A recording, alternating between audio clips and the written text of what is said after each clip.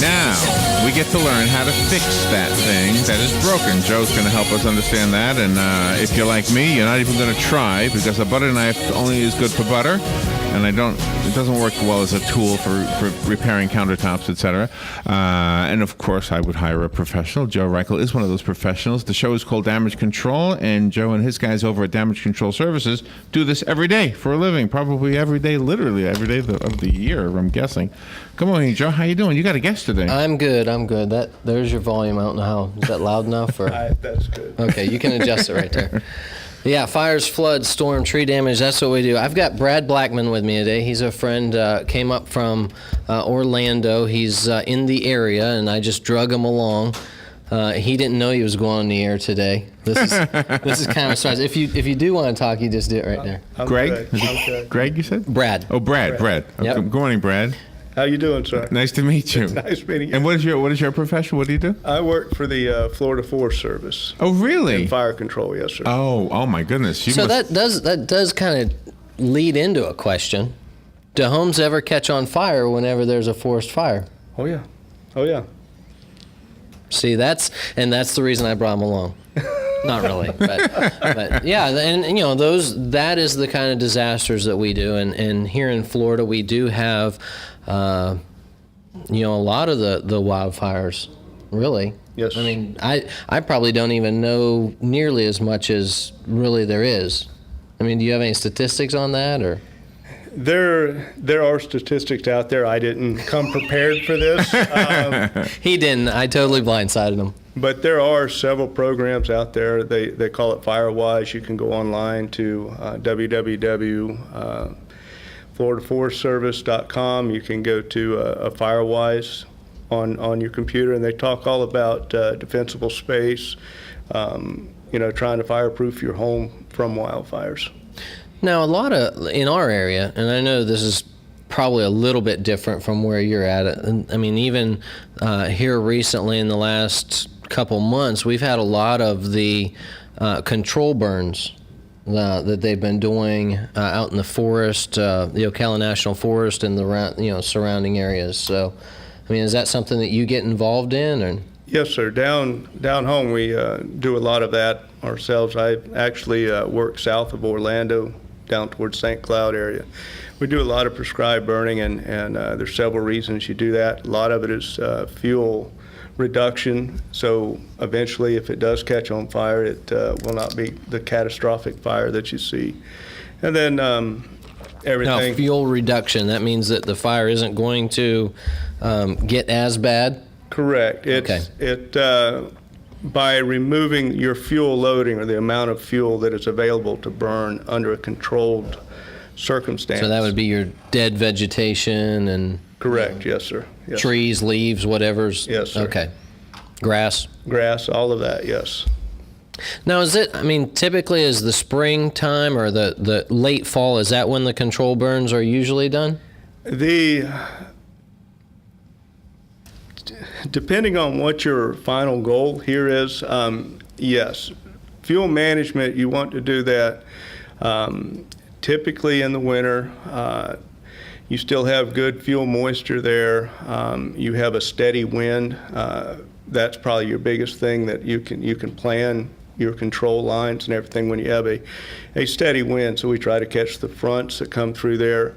And it's a lot cooler temperature, so therefore it typically will not kill your timber, by keeping the actual temperature of the flame down where it touches the trees and stuff, yes. And Joe and Brad, you have a phone call? Oh, awesome. Good morning, you're on the air. Yes, good morning. I live out here at Silver Springs in a wooded area, and very, very often there are control burns, and there was a real big one here about 2 weeks ago on what I call baseline, but I think it's 58th Street, and they let you drive by it, but you can feel the heat from the control burn itself. My question is, how come there's a lot of flame and everything? How come the trees don't catch on fire and die? Typically it's a rather fast burning, a quick, when those control burns are happening, it's burning at such a fast rate that a lot of times, or sometimes they do catch on fire, but the wind is pushing the flame, as well as it's continuing to consume the available fuel instead of just staying and burning in one area. Yes.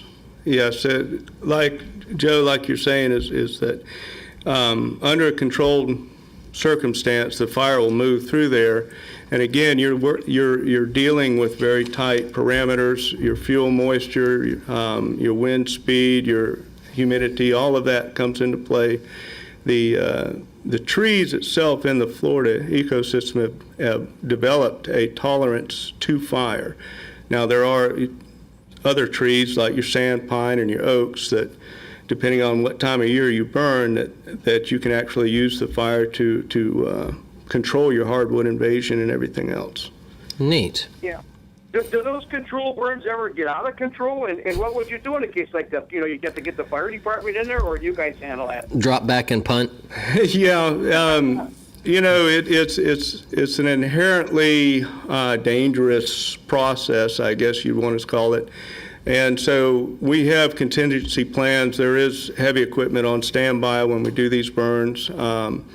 We have typically down south, we'll have the dozers on standby. We've got the Florida Forest Service has their own engines, and we've had helicopters that are beck and call if it truly does get bad. I know in this area too, some of the local fire departments are even set up to help out with some of that situation too. So I'm sure it really depends on the area and what the need is, but if there's a fire, it's all hands on deck as far as one gets out of control. If you want to call in, the number is 622-9622, and you can ask a question about home repairs or forest fires or anything in between, especially if you have a home in the forest. The Goth Forest, you know the Goth Forest, you know where that is? I do not. In the western part of the county. I never, it was like one of those forest fires. I said, where is that? And I looked it up on the map. It's like on Highway 41 in western Marion County. Sort of. What's it called? Goethe. Gothy. Gothy? Gothy. That's how you pronounce it? Yeah. Yes. Okay, and I didn't know if there were homes in there. Well, there's homes, homes all throughout Florida, and that's what, we've never really talked about this, but if you live in an area where, the woods or even just an empty lot is near your property, here in Florida, especially as we go into spring and summer, with the amount of Hey, we got wildfire statistics. Dan, you're awesome. With the amount of lightning strikes that we have, we're liable to have a fire, anytime, anywhere here in Florida. So if you have a property that's close to yours that is wooded or it has, just even overgrown in grass or whatever, you have potential to have what would be considered as a wildfire that could be the cause of your house catching fire. So when you repair a house, do you ever apply anything in a home that would be in harm's way in a forest that would actually prevent another fire, like maybe a firewall? I don't know if that's even the right word, or some kind of a retardant in the lawn or something like that?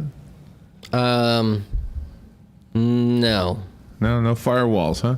Like a sprinkler system, I guess you could if you had a fire in the area, you could turn your sprinkler system on.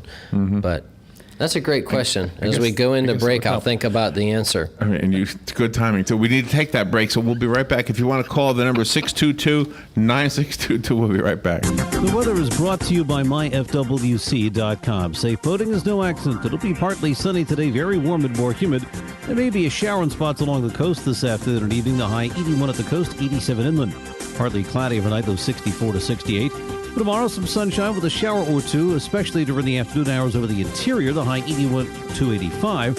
And for Thursday, clouds and some sun with a stray shower, high 80 to 84. From the Florida Weather Center, I'm meteorologist Joe Lundberg. Are you tired of not using your home's outdoor space for entertaining or relaxation because of all the bugs and leaves? Consider adding a beautiful screen room or glass enclosure. We are Superior Aluminum and Design, a family-owned and operated business with 20 years experience in the aluminum industry, and we are accredited by the Better Business Bureau. If you appreciate superior workmanship, call Superior Aluminum and Design at 817-8058 or visit us on the web at superiораluminumdesign.com. Hey, Matt, I know Sunrise Automotive does auto stuff, but I need some tires for my truck. Can you recommend someone? Yes, I can. We do that. No, I mean, I need them installed and balanced and all that. Yep, we do that. Well, my son needed his windows tinted. Yep, we do that. I need my too. seat replaced. Yep, we do that too. I need a new roof line, and a new spoiler, and a new Yep, trunk. we can even do that too. Okay, I get it. I suppose you can also do a radio show too, huh? Well, as a matter of fact, join me every Monday at 10 for auto repair with personal care here on The Source. Of course you do. One of the most common questions those nearing retirement are asking, will I outlive my money? Retirement questions like these and many more will be answered every Saturday morning at 9 a.m. on Planning for a Better and Safer Retirement with hosts Francois and Julian Pozenet. Francois and Julian will help you put your retirement puzzle together. Catch Planning for a Better and Safer Retirement Saturdays at 9 a.m. on Ocala's News Talk, The Source 96.3 FM and 1370 AM. Is your credit headed in the wrong direction? If so, Florida Credit Union can help turn it around. If the signs are reading missing payments, maxing out cards, or borrowing from financing companies, it's time to steer your credit to safety. Pull into a Florida Credit Union today and let us help you map out a personalized credit management plan. Get a free credit report analysis and advice to help you consolidate wisely. A better plan can get you to a better place. Florida Credit Union, connecting your money to your life. Federally insured by the NCUA. Keep up with what's going on in the downtown area with Ocala Downtown Newspaper. Delivering thousands of newspapers to businesses in the downtown area, Ocala Downtown is there to keep you informed. They even have Tom's Picks, a free referral for people who are looking for a company to do work for them. Tom's Picks will refer the company that fits your needs, and all we ask in return is that you tell them where you heard about it. It's simple. For more info, just call Tom's Picks, 352-804-1223, and pick up your copy of the Downtown Ocala newspaper today. Now read Ocala Downtown newspaper online. All right, let's return to Joe Reichel and Damage Control, and your phone calls are invited. The number is 622-9622, and Joe's guest is Brad today from the Forest Service. Brad Blackman. I'm looking here. We've got a list of all of the, I don't know if it's all of them, but it was wildfire information. Year to date in 2015, January 1st to March 8th, there's been 449 fires. Yeah, Florida is probably one of your more active states as far as year-round. That's a lot. Mm-hmm. There have been 3,891 acres burned. Now, would that be, that's wildfire, so that's not even considering the control burns. Correct. That is strictly wildfires. Wow. So on the list, it doesn't show any of them in Marion County, but that doesn't mean that I have an accurate. I looked at it real quickly. So the site that Brad had mentioned, Firewise, I pulled that up. I typed in Firewise into my phone while we were on the break. And that was mentioned during the break, by the way. Right, firewise.org. And there's a whole list of things that homeowners can do in order to protect and mitigate damage, potential damage. One of the things that we were talking about during the break was the use of different types of landscaping. Such as instead of mulching up tight to the house, Brad had mentioned putting in stone. And that way that would keep fire from getting that much closer to the home. Another thing is a whole list of the vegetation that is a good ideas to plant since we live here in Florida that would be less likely to catch fire. Yes. A lot of your native species have, I won't say they're 100% fire resistant, but they are not as likely or readily available to burn as some of your more exotic stuff that, of course, everything grows here in Florida, and a lot of your non-native species are here in Florida. So the whole idea of that firewise.org is to give homeowners a source that they can go to in order to incorporate different ideas and things that they can do around their home in order to hopefully not have a wildfire situation. Correct. Yes, So sir. typically, here on the show, we always talk about what homeowners can do in their home or in their property. We've never, ever talked about this. That's why it's kind of exciting to me. Yeah, it is kind of new, yeah. Because, I hadn't really thought about this as being a problem. And then when you look at the statistics, I mean, we're just talking 2015, there's been 449 wildfires in Florida. That's amazing. That's an unbelievable number. Right. So I would be curious to find out. I mean, I know Brad's area, being in Orlando is a little bit different than here, a little further away, but I would be curious to know, really how many we have here in this state, or in this county. Are they mostly lightning caused? We are just getting into our lightning season, typically April, May, June. And then usually by June 15th, 20th, there's the fuel moisture. We've had enough rain to green everything up, and you no longer have the lightning-caused fires. But we're just now getting into our lightning season. And that's where, we've talked about this, Brad. A lot of times, we get calls, damage control gets calls where homes have been struck by lightning and it caused fire. So, not just fire, a lot of times just the actual strike causes substantial damage that we have to come in and repair, but also fire. So even though, as you were saying, the season lessens for causes for houses to get caught or actual fires from lightning, we still have that damage or that danger or potential for it. So even if you don't live in a wooded area, though, if your neighbor's house catches fire, that could spread to your house as well. So some of these tips for living in the woods would also apply even in a suburb. Oh yes, sir. I would think. Yes.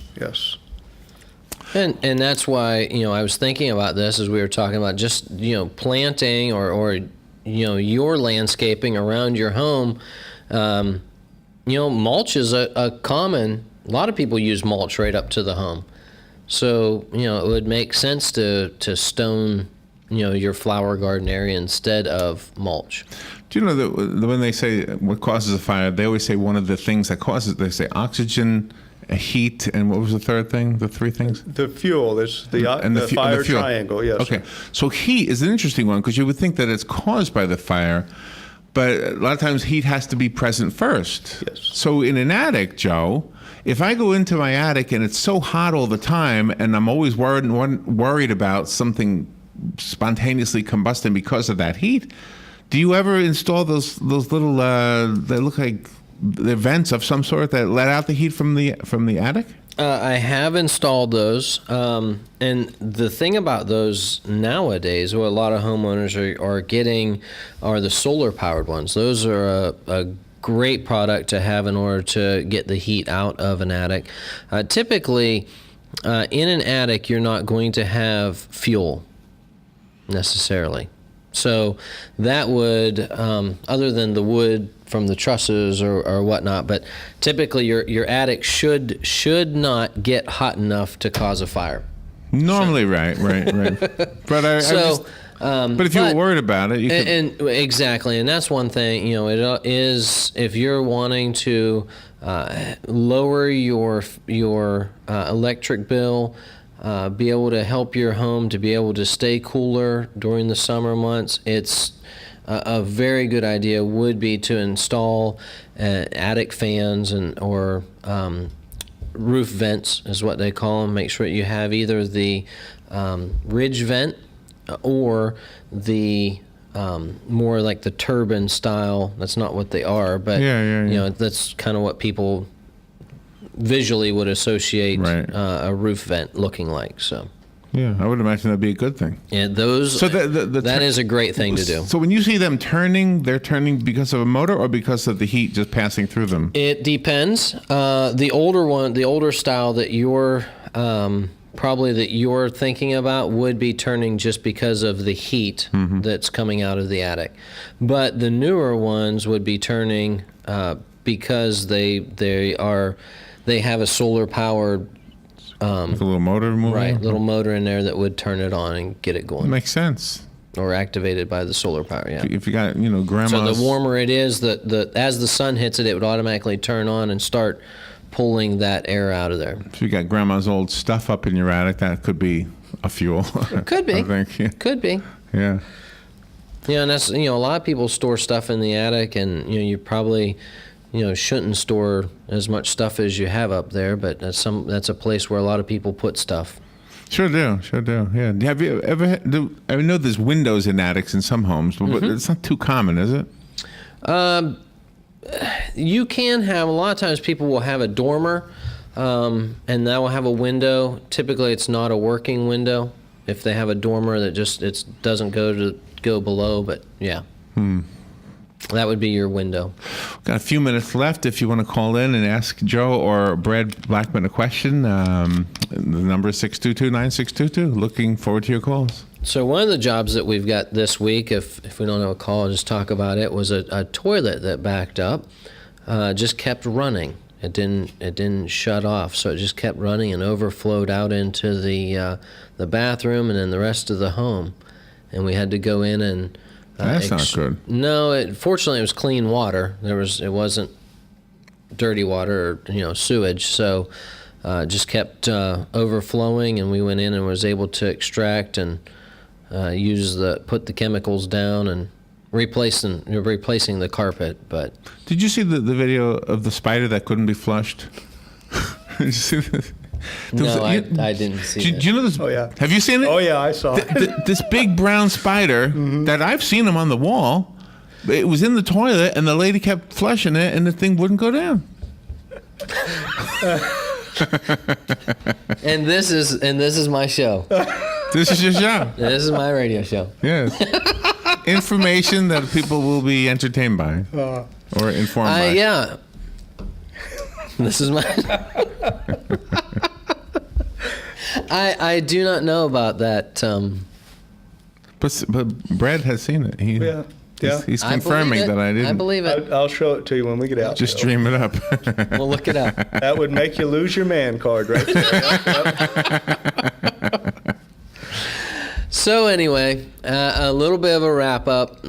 Always want homeowners to be prepared in case of a disaster, to know what to do. Inside the home, this isn't going to help you if outside there's a forest fire. Well, it could, I guess, but always make sure that you have your fire extinguishers readily available, be able to be prepared for that, to be able to put a fire out if you have one. A garden hose is a good thing if you've got, if you have a fire approaching from the outside. So if you have a water spigot and don't have a garden hose, you might want to get one. That would be a good thing. But your life is always more important. So if a disaster is coming, let's just say a wildfire is coming your area, it is always better to evacuate. Yes, it is. Yes, it is. And typically the officials will come by and tell you to get out, right? Oh, yes, they will. It's just, it's very similar, to, our hurricanes as a hurricane or a tropical storm is approaching. We get told to evacuate. Unfortunately, a lot of times people want to ride out that disaster, and they are putting their lives in danger, unnecessary danger. So your possessions are not more important than your life. Absolutely. So, absolutely. If in case you have a disaster, a good way to get a hold of me is 352-817-6574, or you can email me directly, joe@damageflorida.com. I can help answer any questions you might have, and even point you in the right direction if I can't help you. Brad, you want to give out contact information? Again, you can go to www.floridaforestservice.com. There's a lot of good information there. Look at firewise.org. Outstanding information, and y'all be safe this spring. Thank you, Brad. Thank you, guys. All right, hang in there. We'll take a little break. We'll be right back. This is WOCA Ocala.